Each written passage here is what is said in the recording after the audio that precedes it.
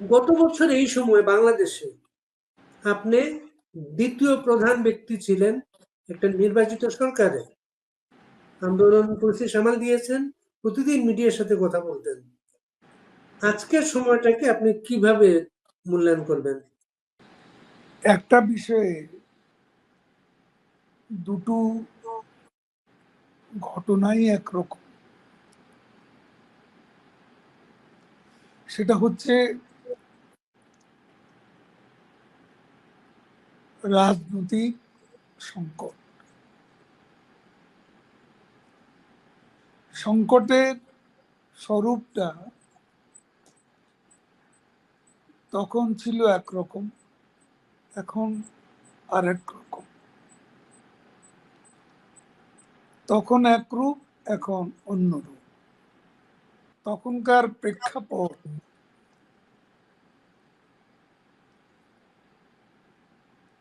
আর এখনকার প্রেক্ষাপট দুটো ভিন্ন বিষয়।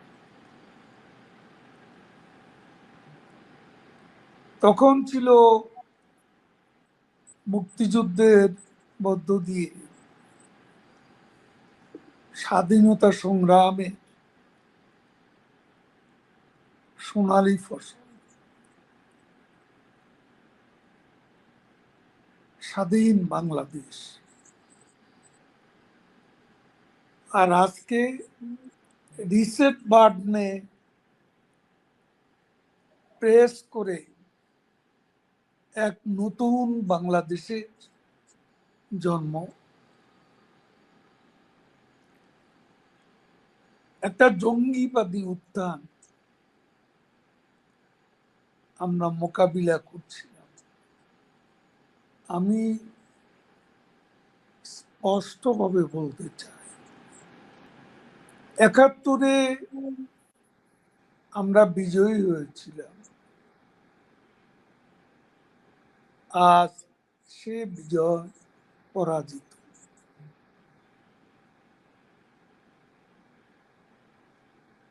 আমাদের মুক্তিযুদ্ধ পরাজিত। আমাদের জয় বাংলা রণধ্বনি পরাজিত। আমরা বিজয়ী হয়েছিলাম,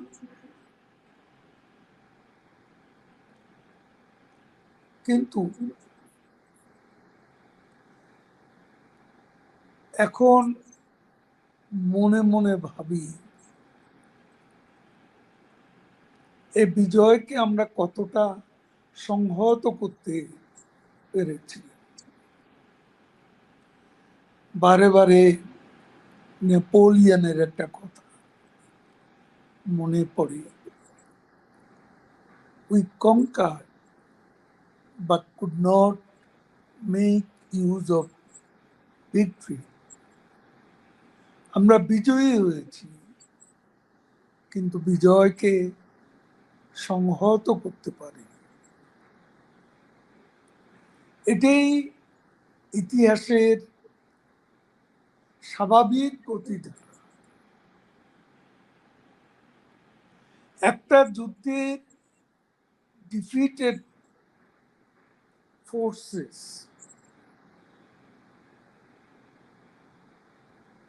এই ফোর্সেস একটা সময় বিজয়ী যারা, তারা বিজয়কে কনসলিডেট করতে যদি ব্যর্থ, তাহলে বিজিতরা, পরাজিতরা রিমার্চ করে। আমার কাছে বাংলাদেশের বাস্তবতা এরকম কিছু মনে হয়। আপনি বলেছেন বিজয়কে আপনি সংহত করতে পারেন নাই। 15 বছর ক্ষমতায় ছিলেন, টানা 15 বছর। তো আপনি আওয়ামী লীগের সাধারণ সম্পাদক হিসেবে দীর্ঘদিন সাধারণ সম্পাদক। আপনি এই টানা ক্ষমতা থাকা সত্ত্বেও, এত দাপটের সাথে ক্ষমতায় থাকা সত্ত্বেও কেন বিজয় সংহত করতে পারলেন না? দৃশ্যত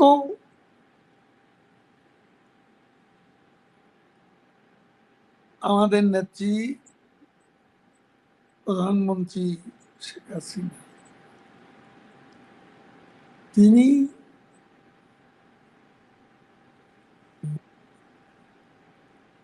বিজয় সংহত করেছিলেন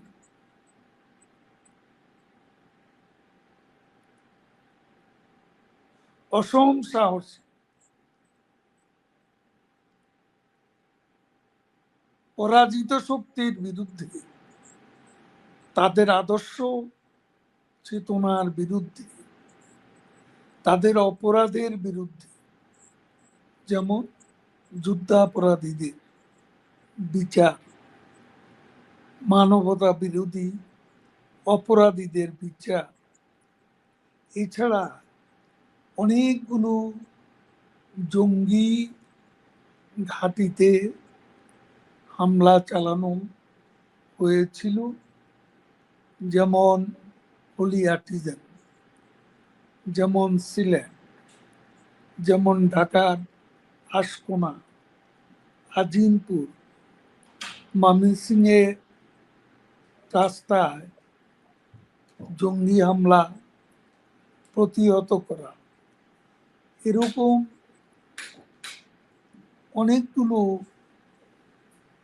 কাজ দুঃসাধ্য সাধন করে সারা বিশ্বেই প্রশংসিত হয়েছিলেন জঙ্গিবাদ দমনে সফলতার জন্য প্রধানমন্ত্রী শেখ হাসিনা। কিন্তু একটা বিষয় যেটা ওই পরাজিত শক্তির আন্ডারগ্রাউন্ড যে অ্যাক্টিভিটিস, সেই অ্যাক্টিভিটিস বিভিন্ন কারণে সেগুলো আমাদের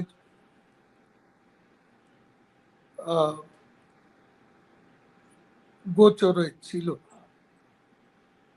এই যে গোয়েন্দা সংস্থা সঠিকভাবে আপনাদের ব্রিফ করে নেই, গোয়েন্দা সংস্থা? বা আজকে আমরা বিভিন্ন সেনাবাহিনীর চেহারা দেখতেছি। গোয়েন্দা সংস্থার রিপোর্টের উপরে ভিত্তি করে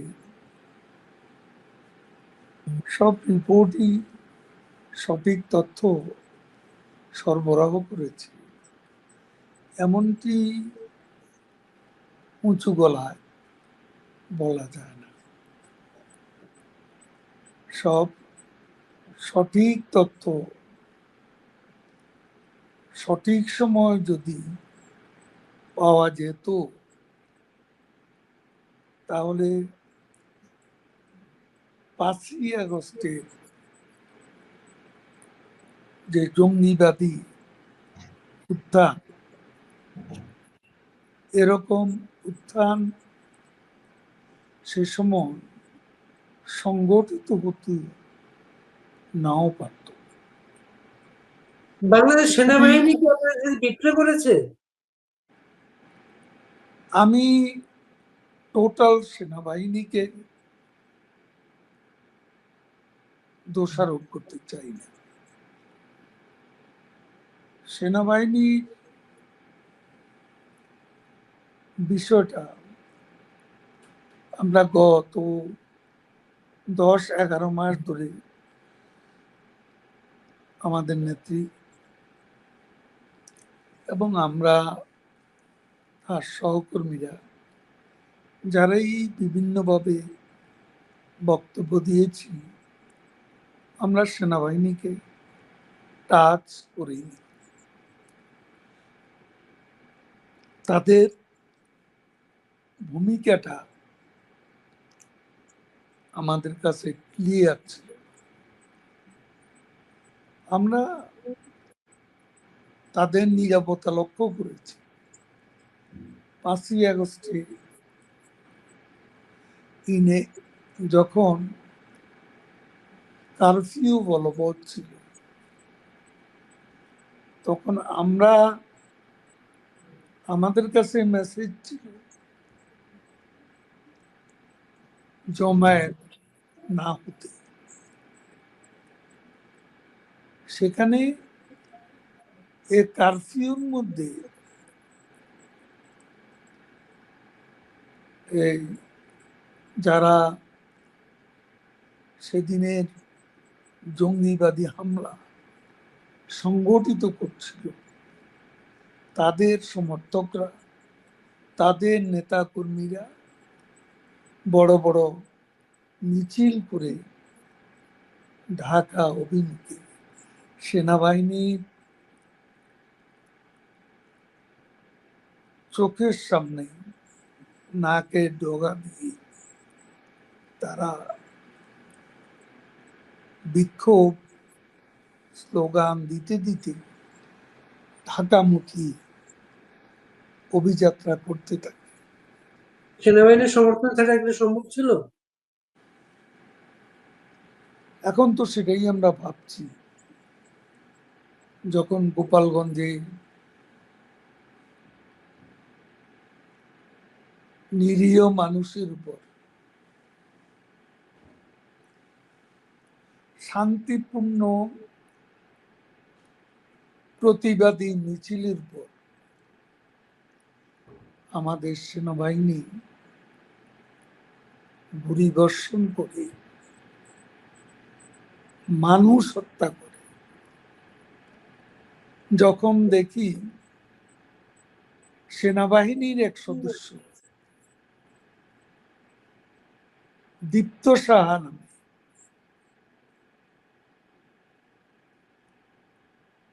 এক তরুণকে যুক্তরাষ্ট্রের জর্জ ফ্লয়েডকে যেমন করে বুটের তলায় তার গলা পিষ্ট করছিল, আর সে বলছিল আর্তনাদ করে, আই ক্যানট ব্রিথ। দীপ্ত সাহার গলায়, মুখে বাংলাদেশের একজন সেনা সদস্য এভাবে শ্বাসকষ্টের সৃষ্টি করেছিল, সেটা ভেবে আমরা অবাক, আমরা হতবাক যখন আমরা দেখি যে সেনাবাহিনী মাস্তানির জন্য, গুন্ডামির জন্য, সন্ত্রাসের কারণে, চাঁদাবাজির কারণে ইতিমধ্যে কুখ্যাত ইউনূসের তল্পিবাহ সদ্য গঠিত এনসিপির নেতাদের পাহারাদার হয়। যখন দেখি সেনাবাহিনীর কনভয় মধ্যে তাদের আশ্রয় দিয়ে পলায়নে সাহায্য করা হয়, সেনাবাহিনীর এ দায়িত্ববিদ তাদের নিয়ম কানুনের মধ্যে পড়ে। তারপর আবার দেখলাম এই যে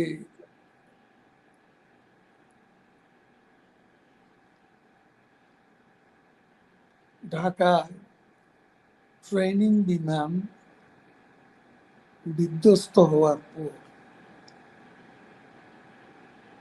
সেনাবাহিনী যেভাবে পরিস্থিতি মোকাবিলা করেছে, এটা তখনকার পরিস্থিতির মুখে তাদের দায়িত্ব জ্ঞানহীন, কাণ্ড জ্ঞানহীন এবং একটা চরম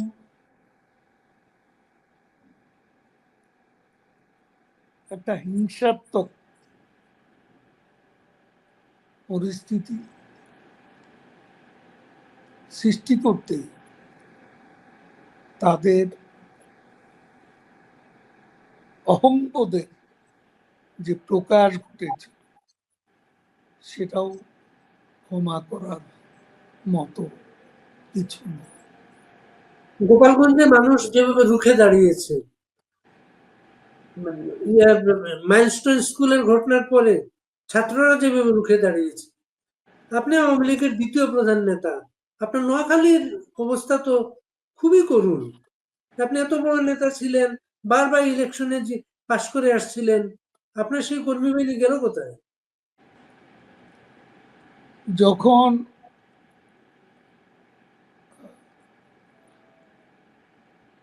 আমাদের রণনীতি, রণকৌশলের অবলম্বনে আমরা যখন সত্যিকার অর্থে আমাদের নেত্রীর ভাষা যে ম্যাস রেজিস্ট্যান্স, গণ প্রতিরোধ, আমরা ঢাকামুখী অভিযান, লং মার্চ টু যমুনা, এই এজেন্ডার বাস্তবায়ন করতে যাবে, তখন কার কতটা অংশগ্রহণ, কার কতটা প্রতিবাদী ভূমিকা, প্রতিরোধের ক্ষমতা স্পষ্ট। এখন সারা দেশেই সবাই সংগঠিত হচ্ছে। আপনার খুব আলোচিত একটা শব্দ ছিল কাউয়া।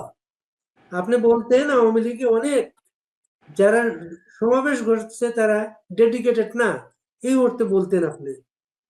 ওইটা কি আজকে বাস্তব অবস্থা দেখা দিয়েছে? দেখুন, আওয়ামী লীগ একটা মাল্টিক্লাস রাজনৈতিক প্রতিষ্ঠান। এখানে বিভিন্ন ধরনের লোক থাকে, ভালো লোক যেমন ছিল, কিছু খারাপ লোকও ছিল, এটা অস্বীকার করার কোনো উপায় নেই। জামাত শিবিরের প্রচুর লোক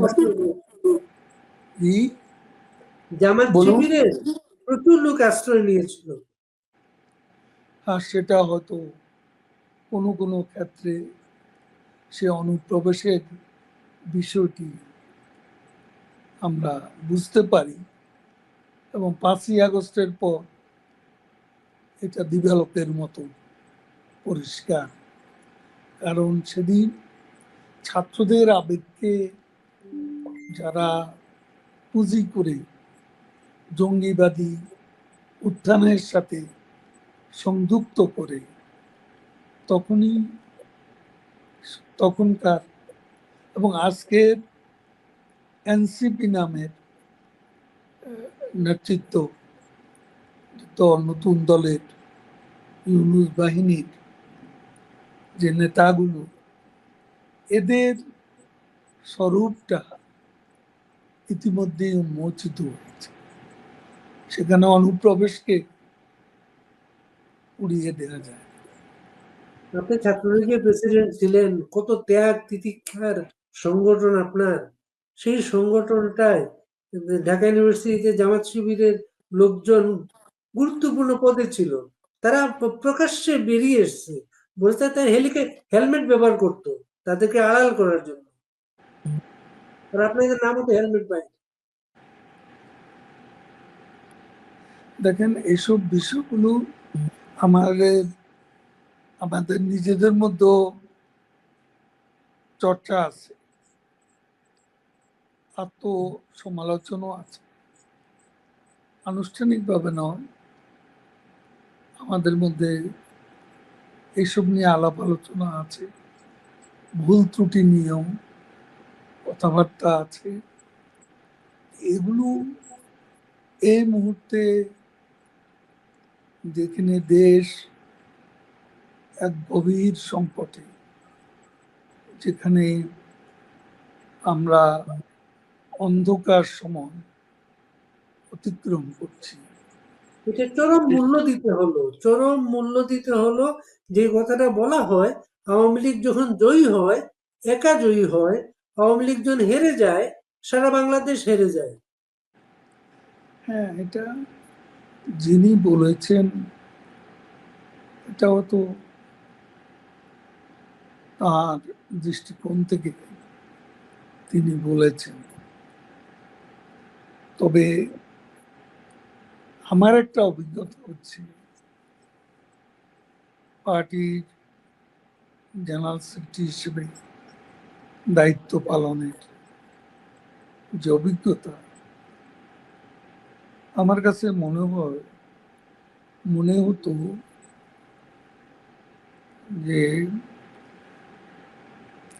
আওয়ামী লীগ যখন বিরোধী দলে থাকে তখন সাংগঠনিকভাবে খুব শক্তিশালী থাকে এবং not only organised but spirited থাকে। এটা এক বছরের মধ্যে ইউনূস এবং সরকার টের পাচ্ছে। এক ক্ষমতা বছরের মধ্যে টের পাচ্ছে তারা। ক্ষমতাসীন আওয়ামী লীগের যে দলীয় যে শক্তিটা, সেটা বিরোধী দলে যতটা শক্তিশালী থাকে ততটা শক্তিশালী থাকে না। বলেন কি এটা প্রশ্ন? এটা- এটা প্রফেসর ইউনূস টের পাচ্ছেন। এর জন্য মাইলস্টোন স্কুলের ঘটনার পরে ওই যে রাজনৈতিক দলগুলোকে যেন ডাকলেন, ওইখানে আওয়ামী লীগের ভয় দেখাচ্ছেন। আওয়ামী লীগ আইলো, আওয়ামী লীগের ভয় দেখিয়ে তাদেরকে উনি সতর্ক করছেন বারবার। তিনি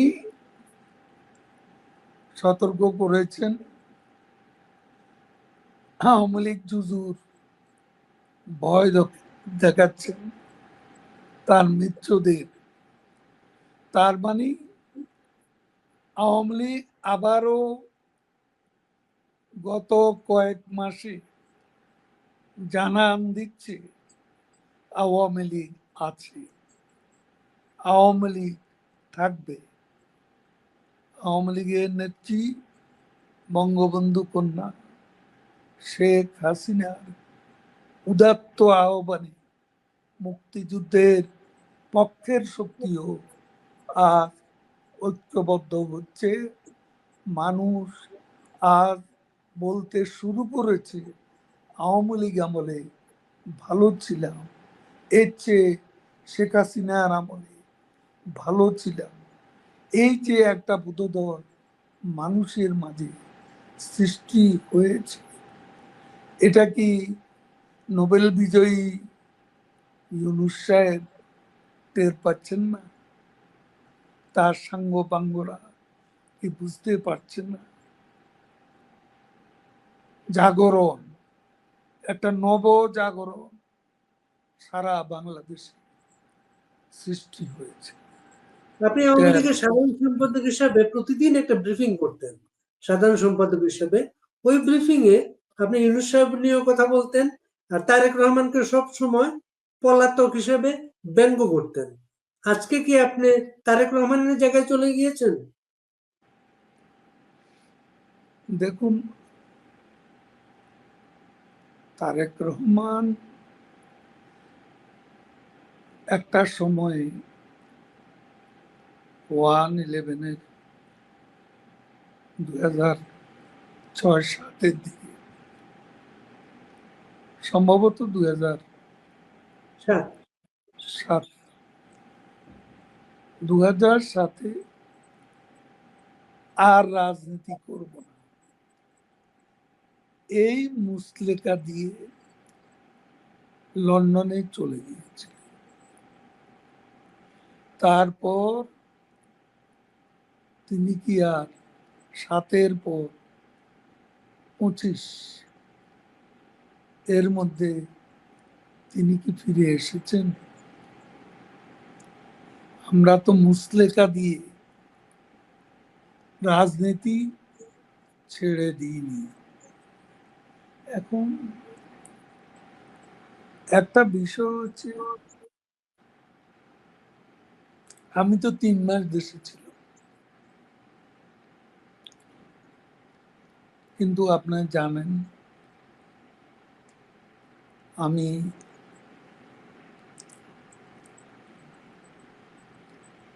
মৃত্যু থেকে একেবারে কাছে ছিলাম। যখন আমাকে অসুস্থ অবস্থায় সিঙ্গাপুর নিয়ে যাওয়া হয়, সেখানে আমার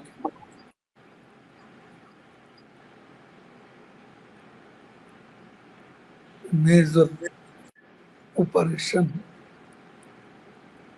হয়। এরপরে আমাকে নিয়ম কানুন মেনে চলতে হয় এবং কিছু মেডিসিন, অনেকগুলো মেডিসিন সকাল দুপুর বিকেলে রাতে আমাকে মেডিকেশন আমার জন্য, বেঁচে থাকার জন্য জোর দিচ্ছিল, সুস্থ থাকার জন্য জরুরি ছিল। 3 মাস পর্যন্ত ছিলাম দেশের অভ্যন্তরে। 3 মাস দেশে কোথায় ছিলেন এটা কিন্তু কখনোই বলেন নাই কিন্তু আপনি। কখনো বলবো না, কাউকে বিপদে ফেলবো? কোন জেলা এটাকে বলা যায়? হ্যাঁ, কিছুই বলবো না। বাংলাদেশে ছিলাম, বাংলাদেশে ছিলাম। আমি একটা পর্যায়ে খুব আমাকে খোঁজাখুঁজি করছিল সরকারি লোকজন, পুলিশের লোকজন, ডিবি। তখন আসলে আমার একটা চিন্তা থেকে আমি বেরিয়ে এসেছি। সেটা হলো যে কারাগার, এখন যে জেল জুলুম, যেভাবে অ্যারেস্ট করে রিমান্ডের ছড়াছড়ি, তারপর কারাগারে আরেক মানবেত জীবন, আমার শারীরিক অবস্থার কারণে আমাকে কেউ ওষুধ খাওয়াবে, এরও তো কোনো নিশ্চয়তা ছিল। তো আমি খুব চিন্তা ভাবনা করেই নিরাবস্থানে চলে এসেছি। যারা কারাগারে আছেন এখন, যারা অনেক মানবতর জীবনযাপন করছেন, আদালতে তাদের উপর হামলা করা হয়, আপনার সহকর্মীদের উপরে যে হামলাগুলা যখন দেখেন, যখন প্রিজন সেলে তাদেরকে দেখেন, তখন আওয়ামী লীগের সাধারণ সম্পাদক ওবায়দুল কাদেরের মনে কি প্রতিক্রিয়া তৈরি হয়? জেল তো আমার জীবনে নতুন নয়। আমি 111 জেল দেখেছি, 1.5 বছর কারাগারে ছিল। আমি বঙ্গবন্ধু হত্যা উত্তর বাংলাদেশে জিয়াউর রহমানের কারাগারে ছিলাম, বারে বারে রিমান্ডে গেছি, 2.5 বছর একসঙ্গে জেল কেটেছি। এ জীবনে মোট 4 বছর আমিও কারাগারে ছিলাম। কারাগার কি সেটা আমাকে কেউ চেনাতে হবে না। আর এ সরকারের আমলে যে কারাগার, সেটা আগের যে কোনো সময় চাইতে নিষ্ঠুরতম অভিজ্ঞতা। যারা আছে তাদেরকে কিভাবে অপমান, অসম্মানের মধ্য দিয়ে দিন অতিবাহিত করতে হবে, সে খবর তো আমরা জানি। আপনারা আপনাদের বাদ দিয়ে বাংলাদেশের রাজনৈতিক ঐক্যমত্য করা হচ্ছে। আলী রিয়াজের কমিটি প্রতিদিন সবার সাথে বসছেন এবং নতুন ভবিষ্যৎ বাংলাদেশের রাজনীতি ঠিক করছেন। সেখানে আওয়ামী লীগ মাইনাস। এই রাজনীতি ভবিষ্যৎ কি দেখেন আপনি?